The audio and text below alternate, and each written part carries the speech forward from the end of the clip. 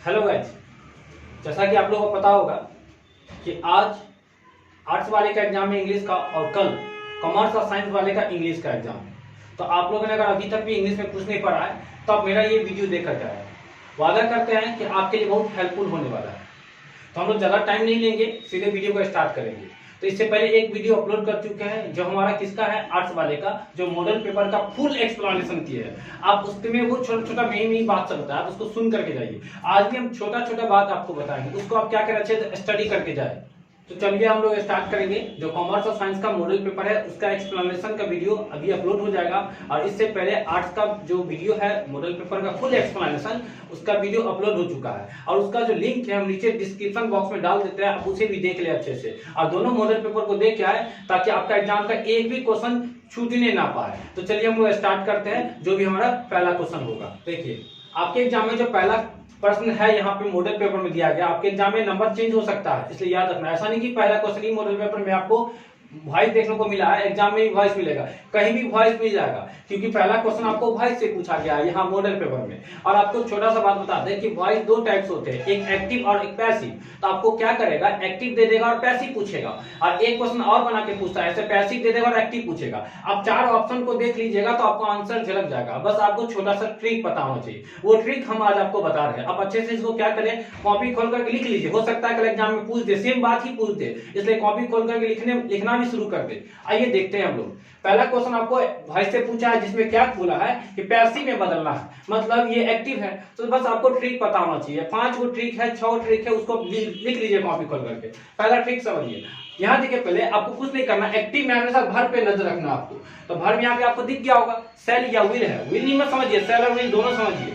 तो सेल और विल का कॉन्सेप्ट समझिए क्या होता है, सेल का क्या कॉन्सेप्ट होता है या विल का क्या कॉन्सेप्ट होता है कि अगर क्वेश्चन में एक्टिव में सेल और विल लिखे तो इसका जो पैसिव बनता है बी लगा करके बनता है। कहने का मतलब सेल का पैसिव या तो सेल भी होगा या तो विल भी होगा, विल का पैसिव या तो विल भी होगा या तो सेल भी होगा। आपको यहाँ दिख रहा होगा कि विल दिया हुआ है, इसका मतलब विल का पैसिव क्या होगा, या तो सेल भी या तो विल भी।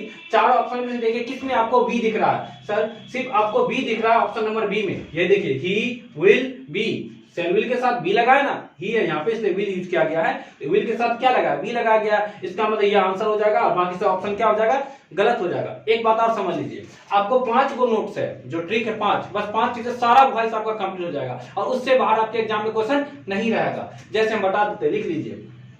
वर्ब का पहला या वर्ब का 5वां दिखे तो ये एक्टिव का होता है। इसका जो पैसिव होगा वो इज होगा या एम होगा या आर होगा, इसके अलावा कोई नहीं होगा।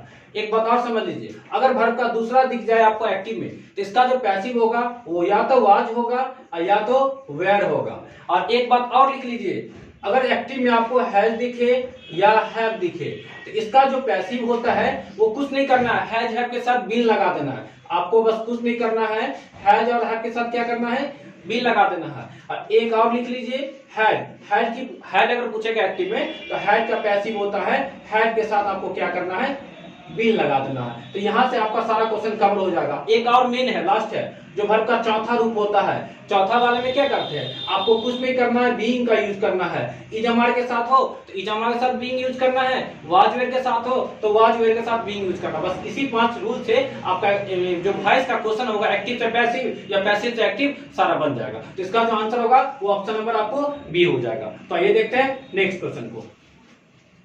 क्वेश्चन है, dash you bring some coffee for me. ये आपका एक्चुअली वर्ब का क्वेश्चन है, आपको बस याद रखना है। देखिए यहाँ पे क्या है, सबसे पहले आप वर्ब को देख लीजिए। वर्ब यहाँ पे वर्ब का कौन सा फॉर्म है, फर्स्ट फॉर्म है। कभी भी वर्ब का फर्स्ट फॉर्म दिखे तो उसके साथ कभी भी हैज और हैड नहीं आएगा, क्योंकि हैज और हैव और हैड का क्या कॉन्सेप्ट है वो समझिए।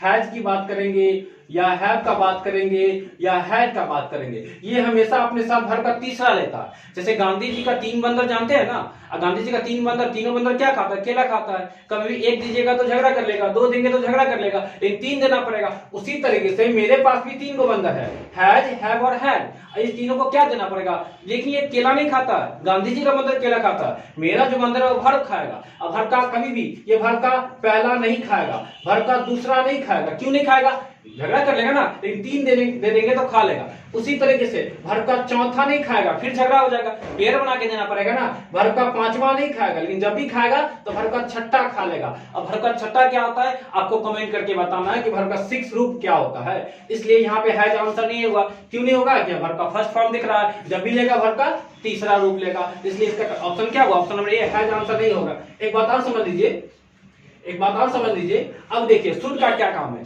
शुड का काम है जब भी बात होगा आपको एडवाइस देने का, यहां लिख देते हैं एडवाइस का बात होगा तभी शुड आता है, अदरवाइज नहीं आएगा। तो शुड का बात हो रहा है क्या? नहीं हो रहा है इसमें बात। अच्छा, डज का भी कौन सा शब्द है? डू डज आता है, सिंपल प्रेजेंट टेंस में यूज करते हैं। यहाँ बात हो रहा है किसका? तो कह रहा है कि ब्रिंग, लाने का बात हो रहा है। लाने के लिए जब हम लोग रिक्वेस्ट करते हैं, जब पोलाइटली रिक्वेस्ट करते हैं तो हम लोग वुड का यूज करते हैं। तो वुड का कॉन्सेप्ट आप कॉपी खोलकर लिख लीजिए। जब भी आप बात करेंगे पोलाइट रिक्वेस्ट का, पोलाइट रिक्वेस्ट का, तो आपको क्या यूज करना है? वुड का यूज करना है। इसलिए इसका जो आंसर हो जाएगा ऑप्शन नंबर, देखिए ऑप्शन नंबर डी हो जाएगा। ठीक है, आइए देखते हैं नेक्स्ट क्वेश्चन को। अगला क्वेश्चन है हमारा I found this ring while. While का कॉन्सेप्ट समझ लीजिए। यहाँ पे आपको बस वाइल को देखना है, वाइल का क्या कॉन्सेप्ट है बस वो जान लीजिए। वाइल क्या कहता है? अगर मेरे पहले, ये बात जो भी समझ लीजिए, वर्ब का एक तरफ वर्ब का अगर दूसरा रूप हो तो आगे आपको कुछ नहीं करना है, वाज वेयर के साथ वर्ब का चौथा रूप यूज करना है। बस इतना आपको याद रखना है कि वाज वेयर के साथ क्या यूज करना है? वर्ब का चौथा। अगर एक तरफ आपको वर्ब का दूसरा दिखे तो दूसरी तरफ वाज वेयर के साथ वर्ब का चौथा दिखना चाहिए। आपको आंसर झलक गया होगा कि क्या आंसर होगा। या देखिए वाज वेयर के साथ वर्ब का क्या है? चौथा है, तो आपको आंसर पता चल गया होगा। एक बात और याद रखें, यहाँ वर्ब का चौथा रूप है। अब वर्ब का चौथा रूप का क्या कॉन्सेप्ट है उसको समझ लीजिए। वर्ब का चौथा रूप जब भी आएगा अकेला कभी नहीं आएगा। देखिए बता देते हैं, जो एक्चुअली मेन वर्ब होता है पहले वो समझ लीजिए। मेन वर्ब तो 5 होता है, जिसमें से पहला हो गया, दूसरा हो गया और 5वां हो गया। ये कभी भी आपको जब भी आएगा अकेला आएगा, दुकेला नहीं आएगा। मतलब हेल्पिंग वर्ब के साथ नहीं आएगा। मतलब क्या आएगा? अकेला आएगा। और एक देख लीजिए, वर्ब का चौथा देख लीजिए, और वर्ब का क्या देख लीजिए, तीसरा देख लीजिए। जब भी आएगा आपको दुकेला आएगा, कभी भी अकेला नहीं आएगा। दुकेला कहने का मतलब कि जब भी आएगा प्लस के साथ क्या आएगा? आपको हेल्पिंग वर्ब के साथ आएगा, अदरवाइज आपको नहीं आएगा। तो आपको याद रखना है कि अकेला कभी भी नहीं होगा, इसलिए ये भी आंसर क्या होगा? नहीं होगा। और आपको ध्यान रखना है कुछ नहीं, इसका आंसर ऑप्शन नंबर ए हो जाएगा। आइए देखते हैं अगला प्रश्न को। अगला क्वेश्चन आपका नरेशन का है। नरेशन में क्या कहता है? नरेशन आपको पता होना चाहिए। नरेशन के बारे में छोटा सा बात, नरेशन 2 टाइप का होता है, एक डायरेक्ट होता है, दूसरा इनडायरेक्ट होता है। तो डायरेक्ट रहेगा आपको इनडायरेक्ट बनाने के लिए बोलेगा, और इनडायरेक्ट रहेगा तो आपको डायरेक्ट बनाने के लिए बोलेगा। तो यहाँ आपको इनडायरेक्ट बनाने के लिए बोला गया है। इनडायरेक्ट बनाने का कॉन्सेप्ट समझ लीजिए। कुछ नहीं करना है, जब भी आपको यहाँ पे इंट्रोगेटिव दिखे, क्या है आपको इंट्रोगेटिव सिंबल से भी दिख रहा होगा, और शुरू में एक्सिलरी वर्ब रहता है, तो ये इंट्रोगेटिव है। इंट्रोगेटिव दिखे तो आपको क्या यूज करना है? किसके बदले में? इन्वर्टेड कॉमा के बदले में। कभी भी क्वेश्चन आपका इंट्रोगेटिव दिखे तो इन्वर्टेड कॉमा के बदले में आपको डैट का यूज नहीं करना है। आपको याद रखना है, या तो इफ का यूज करना है या तो वेदर का यूज करना है। 90% आपको इफ का यूज किया जाता है और 10% ही आपको वेदर का यूज किया जाता है। आपको इफ का यूज ज्यादातर करना है। तो आइए देखते हैं ऑप्शन नंबर किस पे इफ लिखा गया है। तो देखिए पहला जो ऑप्शन है ऑप्शन नंबर ए, इसमें डैट लिखा गया है, इसका मतलब ये गलत हो जाएगा। ऑप्शन नंबर बी में देख लीजिए इफ का यूज किया गया है, और ऑप्शन नंबर सी में भी इफ का यूज किया गया है, लेकिन ऑप्शन नंबर जो डी है इसमें इफ का यूज नहीं किया गया। इसका मतलब ऑप्शन नंबर डी क्या हो जाएगा? गलत हो जाएगा। अब दोनों में से क्या कॉन्सेप्ट है वो समझिए। जब क्वेश्चन को बनाते हैं, सॉल्व करते हैं, तो क्या होता है इंट्रोगेटिव वाला में उसका पहले आपको सीधा करना पड़ेगा, मतलब असर्टिव बनाना पड़ेगा। तो जैसे डिड यू डिड, इसको सीधा करते हैं तो आपको सीधा हो जाएगा यू डिड दिस हो जाएगा। और इसको क्या करना है? बदलना पड़ता है। जब ये अगर प्रेजेंट रहेगा सिंपल प्रेजेंट तो उसको सिंपल पास्ट करना पड़ता है। जैसे पहले पर्सन भी बदलना पड़ेगा, तो पर्सन कौन सा है? सो देखिए सेकंड पर्सन है, सेकंड पर्सन बदलेगा किसके अनुसार? तो सब्जेक्ट सॉरी ऑब्जेक्ट के अनुसार। ऑब्जेक्ट में क्या है? द बॉय, इसके लिए यहाँ पे क्या हो जाएगा? ही हो जाएगा। अब देखिए ये क्या है, आपको हम पहले पास्ट कर दिए, होगा यहाँ पे डू ही। अब पहले पास्ट कर दिए, पास्ट अब ना करना बदलने के बाद। अब डू है, डू का पास्ट क्या हो जाएगा? डिड हो जाएगा। और दिस को ही बदलना है, क्योंकि जो नजदीक रहता है वो दूर का हो जाता है। तो दिस का क्या कर देना? आपको डैट कर देना है। इसलिए देखिए ही डिड डैट किस में लिखा हुआ? ऑप्शन नंबर बी में लिखा हुआ है। इसका मतलब इसका जो आंसर हो जाएगा ऑप्शन नंबर बी हो जाएगा। Question number 5, These flowers that sweet, ये सिंपल प्रेजेंट टेंस का क्वेश्चन है, क्योंकि जब भी यूनिवर्सल ट्रूथ का बात होता है तो यूनिवर्सल ट्रूथ अपने साथ वर्ब का पहला या वर्ब का 5वां रूप लेता है। तो आप यहाँ देख लीजिए कि वर्ब का पहला और वर्ब का 5वां किस में। ऐसे भी देखिए कि वर्ब का पहला 5वां है, यहाँ पे पहला है। इसका मतलब ये चौथा है और ये क्या है। देखिए वाज वेयर के साथ वर्ब का पहला रूप लिखा गया, तो आपको याद रखना है कि वर्ब का पहला, वर्ब का दूसरा और वर्ब का पांचवा कभी भी हेल्पिंग वर्ब के साथ नहीं आता है। कहने का मतलब वाज के साथ कभी नहीं होगा, ये सेंटेंस का जो आंसर ये कभी नहीं हो सकता, या वाज के साथ वर्ब का फर्स्ट फॉर्म कभी होता ही नहीं है, तो ये गलत हो जाएगा आपका। अब यहाँ देख लीजिए वर्ब का चौथा रूप है, ये कभी भी अकेला नहीं आता, जब भी आएगा दुकेला आएगा, कहने का मतलब हेल्पिंग वर्ब के साथ आएगा, तो ये भी आपका कभी नहीं होगा। बच गया वर्ब का फर्स्ट फॉर्म और वर्ब का फिफ्थ फॉर्म। अब दोनों में से कोई एक होगा, तो आपको देखना है क्वेश्चन को ये सिंगुलर है कि प्लूरल है, पहले याद रखना है वर्ब का पहला और वर्ब का पांचवा का क्या कॉन्सेप्ट है ये हम लिखते हैं, आप इसे कॉपी पे लिख लीजिए। देखिए क्या कॉन्सेप्ट है, वर्ब का पहला का बात हो या वर्ब का पांचवा का बात हो, आपको कुछ नहीं, अगर पहला की पहले बता देते हैं, जैसे आई लिखा हो, वी लिखा हो, यू लिखा हो, दे लिखा हो, या कभी भी कोई भी प्लूरल सब्जेक्ट का बात होगा तो हमेशा उसके साथ आपको वर्ब का फर्स्ट फॉर्म यूज करना है, लेकिन वर्ब का फिफ्थ का यूज करना है। इसके अलावा जो बच जाएगा लेफ्ट होगा, जैसे ही हो सकता है, सी हो सकता है, इट हो सकता है, या कोई भी नाम हो सकता है, या कोई भी सिंगुलर सब्जेक्ट होगा तो उसके साथ हमेशा वर्ब का क्या फॉर्म यूज करेंगे, तो पांचवा यूज करेंगे। इस चार्ट को आप कॉपी पे पेन खोल करके लिख लीजिए या हेडफोन लगा अच्छे से सुनिए। आइए देखते हैं तो इसका आंसर क्या हो जाएगा आपको। अभी देखिए कि दिस फ्लावर्स है, फ्लावर्स है एस लग गया, इसका मतलब प्लूरल है, तो प्लूरल के साथ क्या यूज करेंगे, यहाँ देखिए प्लूरल से वर्ब का फर्स्ट फॉर्म, इसका मतलब इसका जो आंसर होगा वो ऑप्शन नंबर ए हो जाएगा। क्वेश्चन नंबर 6 में क्या कह रहा है, एक मीनिंग दे दिया, जो मीनिंग है पैरोल, और नीचे में अंडरलाइन कर दिया और पूछ रहा है कि इस अंडरलाइन वर्ड जो है उसका मीनिंग क्या होगा, अर्थ क्या होगा। तो कुछ नहीं, पैरोल का मतलब होता है जब किसी शर्त पे किसी कैदी को रिहा किया जाता है उसी को पैरोल कहा जाता है। इस पे बहुत सारा फिल्म भी बना हुआ, आपको फिल्म का जो नाम है उसको कमेंट करके नीचे बताना है। तो इसका जो आंसर होगा ऑप्शन नंबर बी हो जाएगा। चूज द करेक्ट सेंटेंस है ना, मतलब 3 गलत होगा और 1 क्या होगा, सही होगा, तो आपको सही वाले को पकड़ना है। आइए देखते हैं। पहली बात आपको आर्टिकल से क्वेश्चन है, इतना समझ लीजिए। तो आर्टिकल का कॉन्सेप्ट पता होना चाहिए, क्या कॉन्सेप्ट है आर्टिकल तो समझिए। यहाँ पे आर्टिकल जब भी आएगा या तो सब्जेक्ट के पहले आएगा, सब्जेक्ट के बाद क्या होता है वर्ब होता है, उसके बाद क्या होता है ऑब्जेक्ट आएगा, दो ही स्थान है आर्टिकल्स के आने का। कहने का मतलब आर्टिकल जब भी आएगा सब्जेक्ट के पहले आएगा, या तो आर्टिकल्स ऑब्जेक्ट के पहले आएगा, इसके अलावा कभी भी आर्टिकल्स नहीं आता। ठीक है, अच्छा आर्टिकल्स को समझिए पहले थोड़ा सा, आर्टिकल्स होता क्या है। तो आर्टिकल्स 3 होता है, एक तो है आपको ए है, दूसरा ए एन है, और एक और होता है द, ये 3 आर्टिकल्स होता है द। इसको हम अलग से लिखे, इस साइड लिखे, इसका मतलब आर्टिकल्स ये द है उस सब्जेक्ट के पहले आता है, और ये जो आर्टिकल्स लिखे ए और एन को वो बाद में लिखे हैं, इसका मतलब ये हमेशा ऑब्जेक्ट के पहले आता है या सब्जेक्ट के बाद आता है। तो यहाँ पे आएगा तो द आएगा, और यहाँ पे आएगा तो ए और एन में से कोई भी कॉन्सेप्ट आ सकता है। एक बात और समझिए यहाँ पे, क्योंकि आप ए और एन में फंसिएगा, एग्जामिनर जो एग्जाम में क्वेश्चन पूछेगा तो आपको ए और एन में फंसा लेगा। कैसे फंसाता है, बच्चे लोग क्या सीख लिए हुए है कि ए ई आई ओ यू के पहले क्या होता है एन लगता है, लेकिन ये कॉन्सेप्ट गलत है, इसको फॉलो नहीं करना है। क्योंकि हम लोग इस कॉन्सेप्ट को फॉलो कीजिएगा तो आपको कुछ क्वेश्चन बनेगा, कुछ क्वेश्चन नहीं बनेगा, तो आपको ऐसा कॉन्सेप्ट लगाना जिससे सारा क्वेश्चन बन जाए। तो आपको इंग्लिश का फॉलो नहीं करना है, हिंदी को फॉलो करना है। कहने का मतलब हिंदी में क पे आ जाइए, क को फॉलो करना है, क्योंकि क के पहले क्या होता है हमेशा ए लगता है, क के बाद क्या होता है कहां तक, या तक, और क में भी क्या लगेगा आपको ए लगेगा। जैसे इस पे बना के दिखा देता है आपको, इस पे बनाइएगा, जैसे एग्जांपल लीजिए यूरोप का, EUROP, यूरोप का ऑप्शन एग्जांपल ले लीजिए। अब इसके पहले क्या लगना चाहिए, ई को देख करके आप क्या लगा दीजिएगा, एन लगा दीजिएगा, लेकिन नहीं एन गलत है, क्योंकि ई को नहीं फॉलो करना, हिंदी में फॉलो करना। हिंदी में कैसे लिखते हैं, यो लिखते हैं, यूरोप ऐसे लिखते हैं ना, यो से लिखते हैं ना, तो यो के अनुसार यहाँ पे क्या आ जाएगा, देखिए क के बाद के लिए क्या आता है ए आता है, यहाँ पे क्या हो जाएगा ए हो जाएगा। इसलिए आप इस कॉन्सेप्ट को फॉलो करें, इसको फॉलो नहीं करें, ये क्या है गलत है, तो आपको याद रखना है यहाँ से। इसलिए आप देखिए यहाँ पे शुरू में आर्टिकल्स लिखा गया द प्रदेश में चलेगा, ठीक है, उसके बाद देखिए यहाँ पे ए लगा दिया गया है और यहाँ पे शुरू में एन लगा दिया गया है, ये दोनों क्या हो जाएगा गलत हो जाएगा यहाँ भी, क्योंकि प के पहले एन तो लगता नहीं ना है, और यहाँ पे देखिए आर्टिकल्स है ही नहीं, तो ये भी क्या हो जाएगा गलत हो जाएगा। इसलिए इसका जो आंसर होगा ऑप्शन नंबर ए हो जाएगा। अगला question, they are pretty they are intelligent, ये कॉम्बिनेशन का क्वेश्चन है। कॉम्बिनेशन में आपको छोटा सा बात याद रखना है कि कभी भी टेंस को नहीं बदलना है, बस उसको कंबाइन करना सीखना है। तो एक ही इंसान में दो गुण का बात हो रहा है कि they are pretty they are intelligent, तो जब भी बहुत का बात होगा, दोनों का बात होगा, तो उसको आप एज वेल एज से जोड़े। तो देखिए जिसमें एज वेल एज से जोड़ा गया वो आपका आंसर हो जाएगा। तो देखिए ऑप्शन नंबर ए में नहीं है, ऑप्शन नंबर बी में आपको दिख रहा होगा यहाँ पे कि एज वेल एज से जोड़ा गया, इसलिए इसका जो आंसर होगा ऑप्शन नंबर बी हो जाएगा। अब आइए देखते हैं नेक्स्ट क्वेश्चन को। Question number 9, Sumit is a hard dash to crack, मतलब हार्ड है, कठिन है, किसके लिए, सुमित के लिए। क्या चीज, तो क्रैक करना, क्या चीज को क्रैक करना, तो नट को क्रैक करना। इसका जो आंसर होगा ऑप्शन नंबर बी हो जाएगा। Question number 10, he drop from Maharashtra dash Karnataka without stopping to rest.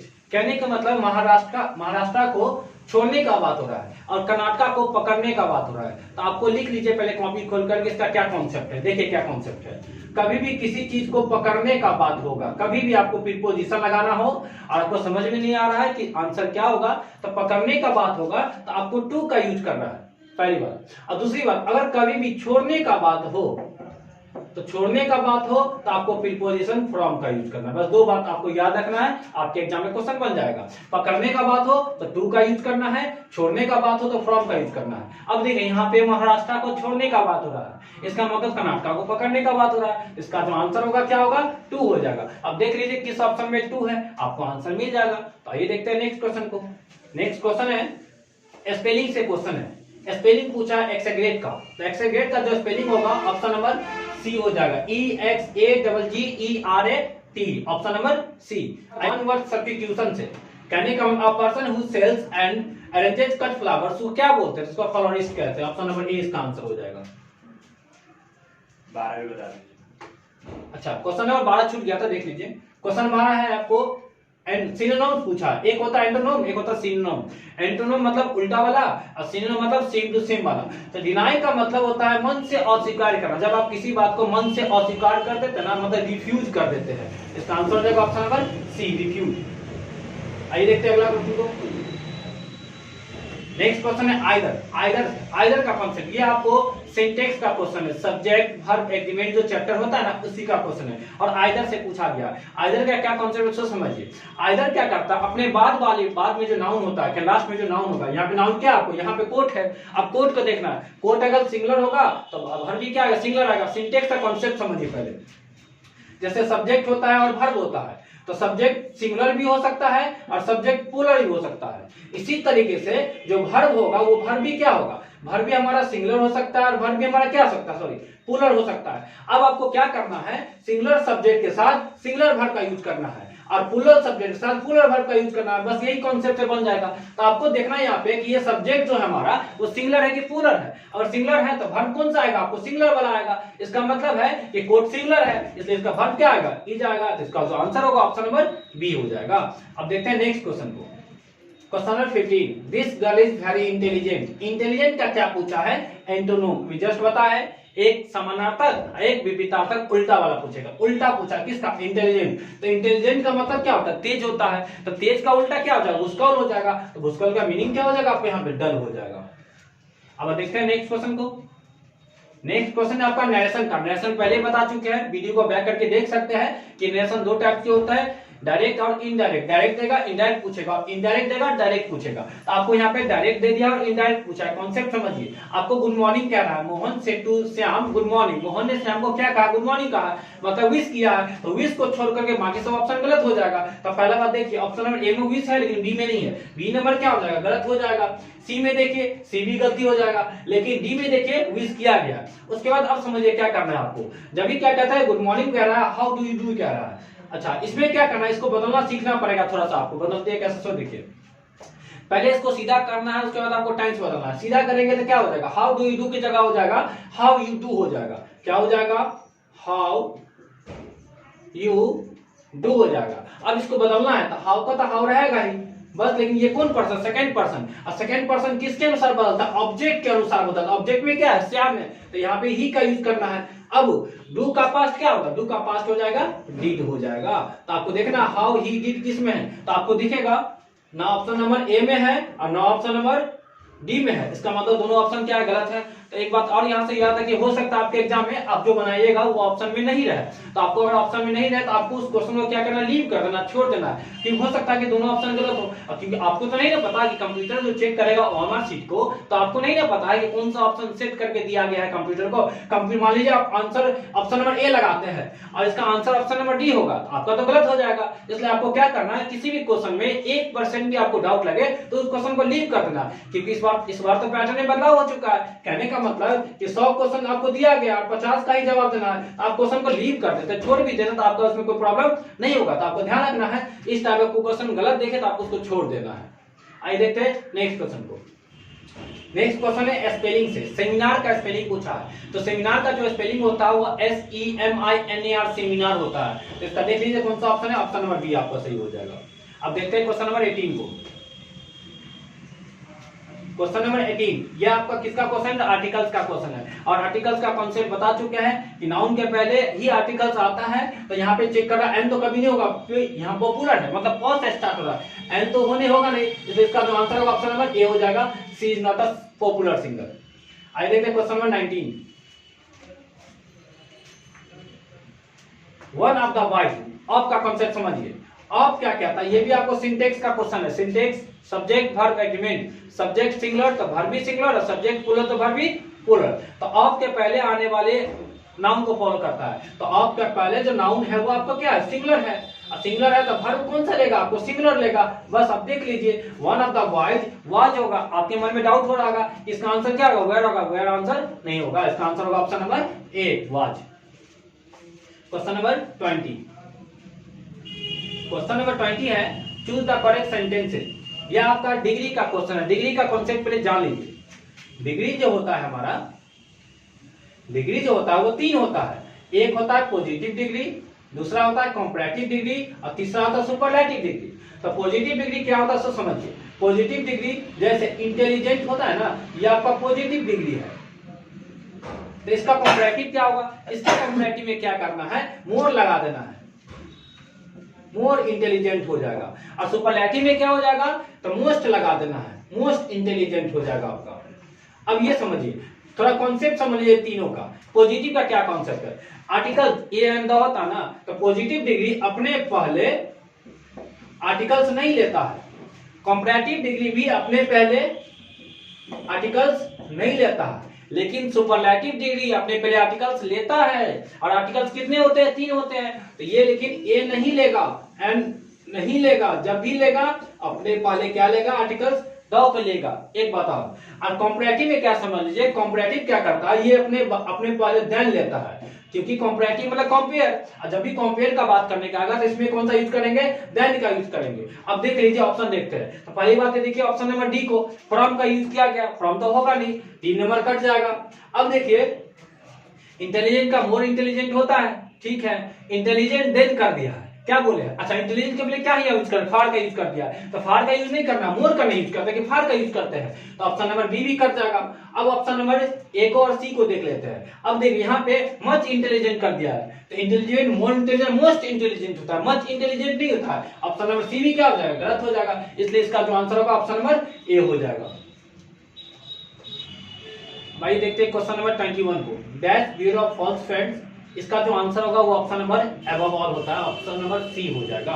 अब देखेंगे नेक्स्ट क्वेश्चन को। Question number 22, dash I came to my boss, the door was open.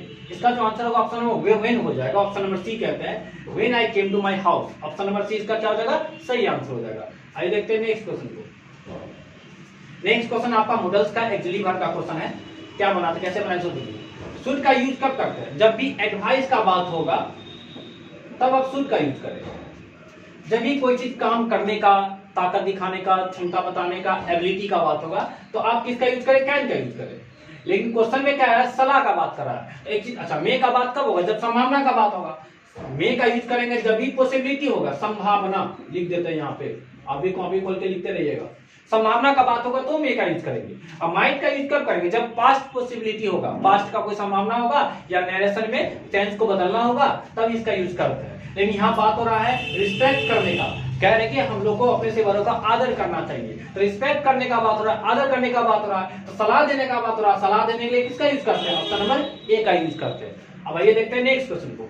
Question number 24, ये आपका वॉइस का question है। अब वॉइस पहले बता चुके हैं कि दो होते हैं, एक्टिव और पैसिव। तो आपको एक्टिव दे देगा, पैसिव पूछेगा, और पैसिव दे देगा और एक्टिव पूछेगा। ये आपको पैसिव दे दिया गया है और एक्टिव पूछा है, पूछ रहा है 4 में से कौन सा आंसर होगा। तो ऐसी एक्टिव पैसिव का कॉन्सेप्ट हम पहले लिख चुके थे, पहले क्वेश्चन में वॉइस का लिखे थे। यहाँ पे आप टैबलेट में यहाँ पे आप देखे होइएगा, हम कॉन्सेप्ट बस इसका आंसर बता देते हैं। आपको क्या देखना, देखिए बस पकड़ना कैसे, एग्जाम वाले मान लीजिए बैठे हुए आपको इस क्वेश्चन को सॉल्व करना है। आपको क्या करना है, कहीं भी नजर नहीं हिलना चाहिए, बस वर्ब को देखिए। तो देखिए यहाँ हैज है और हैज के साथ बीन का यूज किया गया है। अब वीडियो को बैक करके देख लीजिए कि हम बताए थे कि हैज और हैव के साथ बीन लगाते हैं पैसिव में, तो एक्टिव में क्या करेंगे, बीन को उड़ाएंगे, तो बीन को उड़ा देंगे, आंसर हो जाएगा। तो कभी भी हैड नहीं होगा, टेंस नहीं बदलता है, कभी भी डिड नहीं होगा, बच गया हैज, बच गया हैव। अब आपको देखना है, अच्छा देखिए इसका ऑप्शन क्या गलती है, इसमें क्या है, has the report finished by you, इसमें have you finished the report. अब आपको इसको सॉल्व करना पड़ेगा। कहना ये चाह रहा है, जैसे इसको बना के देखते हैं, तो पहले आपको किसका यूज करना है, क्योंकि बाय यू है ना, तो यू शुरू में आ जाएगा, शुरू में आ जाएगा तो हैव के साथ आएगा, तो बस आप देख लीजिए हैव वाला आंसर होगा। हैव वाला आंसर किसमें, ऑप्शन नंबर डी में है। तो हैव यू थोड़े हो सकता है, कभी नहीं हो सकता, इसलिए ऑप्शन नंबर बी क्या हो जाएगा, गलत हो जाएगा। ऑप्शन नंबर डी क्या हो जाएगा, आंसर हो जाएगा। Number 25, C dash sorry C is careful dash her study, तो C is careful about her study, ये जो प्रीपोजिशन सेट करना है, फिक्स प्रीपोजिशन होता है, इसका आंसर ऑप्शन नंबर ए हो जाएगा। अब देखेंगे क्वेश्चन नंबर 26 को। क्वेश्चन नंबर 26 आपको क्या करना है, तो देखिए ये बहुत अच्छा क्वेश्चन है, प्रोनाउन से क्वेश्चन है, प्रोनाउन नहीं आता समझ लीजिए, थोड़ा सा आता है तो अच्छी बात है। आप देख लीजिए, एक होता है सब्जेक्ट जो शुरू में आता है, एक होता है ऑब्जेक्ट जो लास्ट में आता है, एक होता है अपना जो बीच में आता है।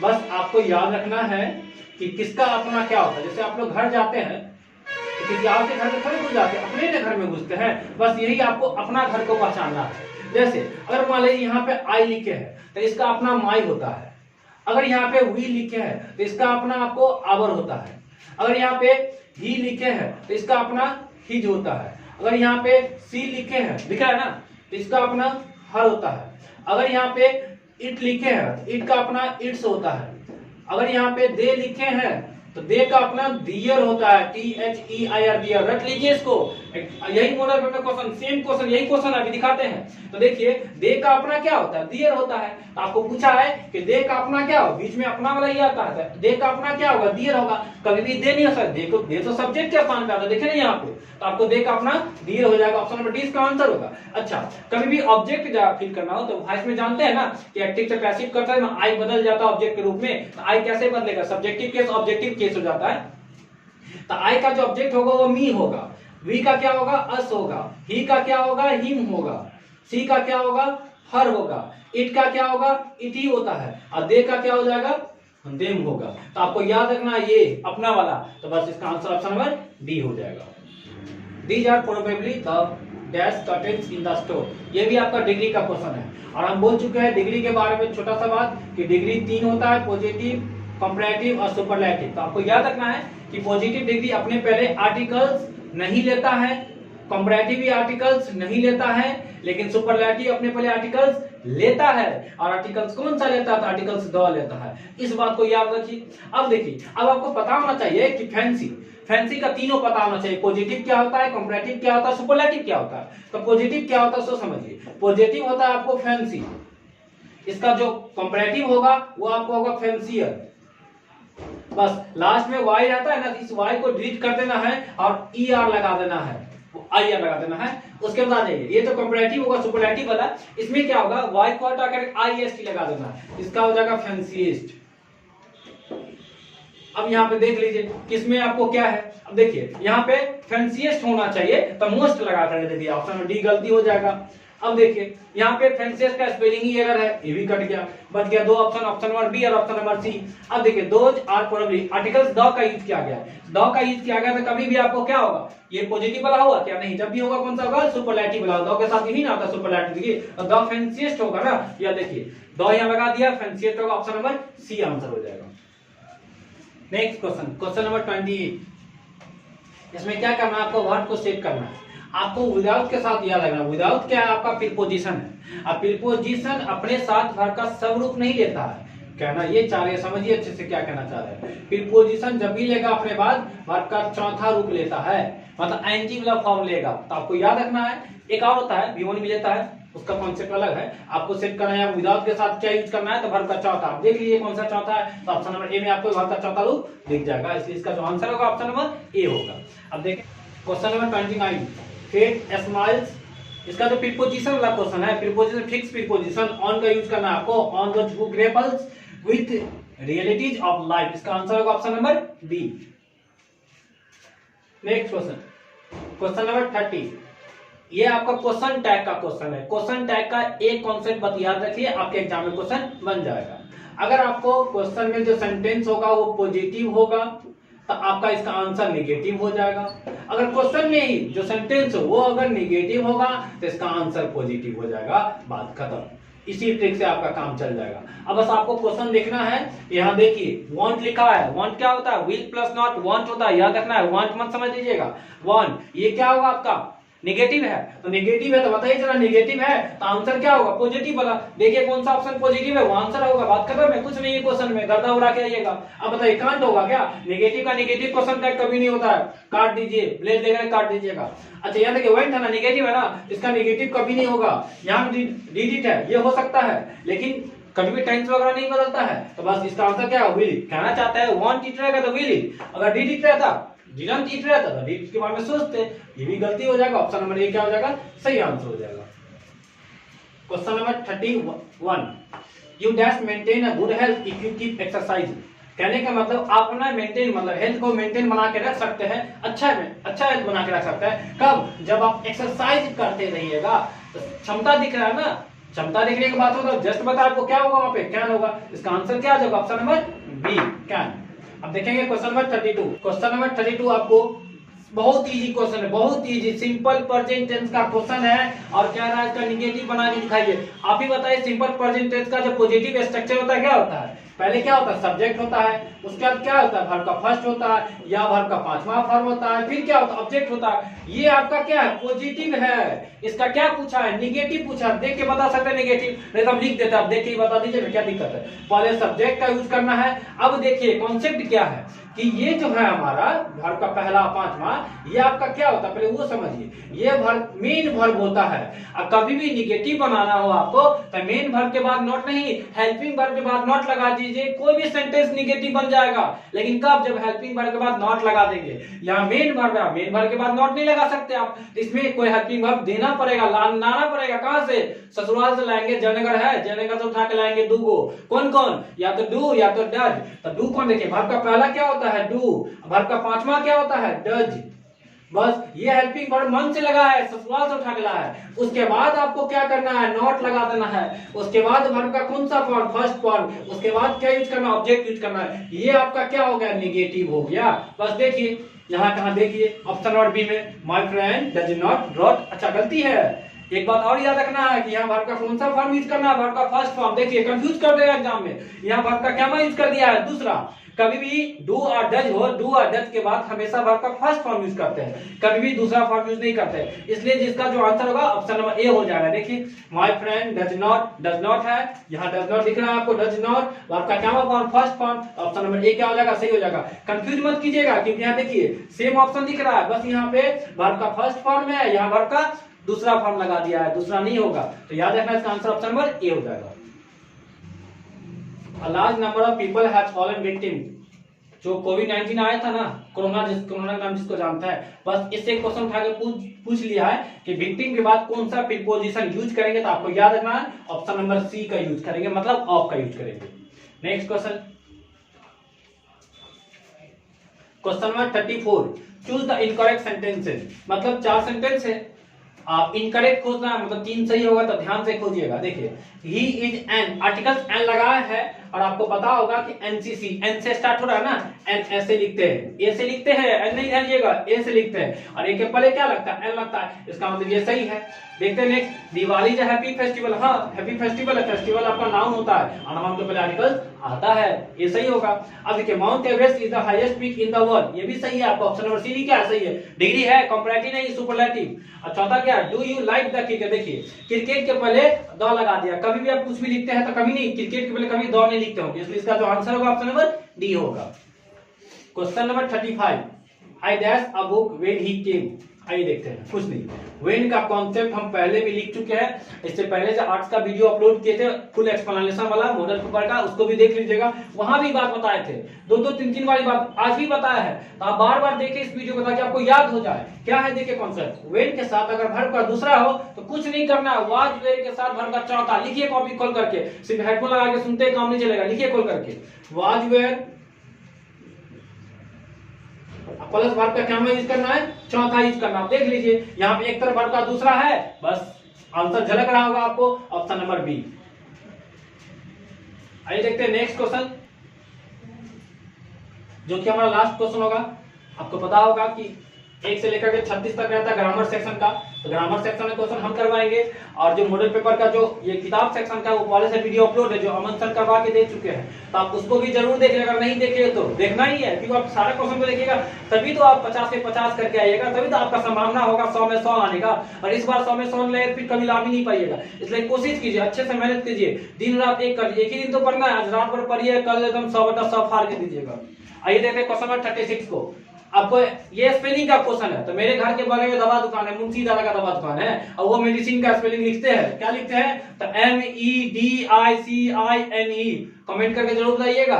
तो चलिए इसी के साथ अपने वीडियो को खत्म करेंगे। अगर मेरा वीडियो पसंद आए तो लाइक करें, दोस्तों के साथ शेयर करें, और आपके एग्जाम के लिए आपको बेस्ट ऑफ लक है। तो 4 दीजिएगा आज के एग्जाम को, और सारा वीडियो को एक बार नहीं 2 बार देख करके जाइए, क्योंकि कल के एग्जाम के लिए बहुत ही इंपोर्टेंट होने वाला है। आप देखिएगा एग्जाम देख करके आइएगा ना, तो आपको पता चलेगा कि हाँ इसी में से कोई ना कोई कॉन्सेप्ट सेम क्वेश्चन ही पूछेगा, सिर्फ एग्जाम्पल चेंज रहेगा, एक्सप्लेनेशन से ही क्वेश्चन पूछेगा। एक्सप्लेनेशन जो बात से बताया, छोटा-छोटा बात से में ही नहीं बात से बताया, वो बात सबको सुनिए, कॉपी में लिख के जाइए, कहीं ना कहीं वहीं से आपको क्वेश्चन टकराने वाला है। तो चलिए, थैंक्स फॉर वॉचिंग।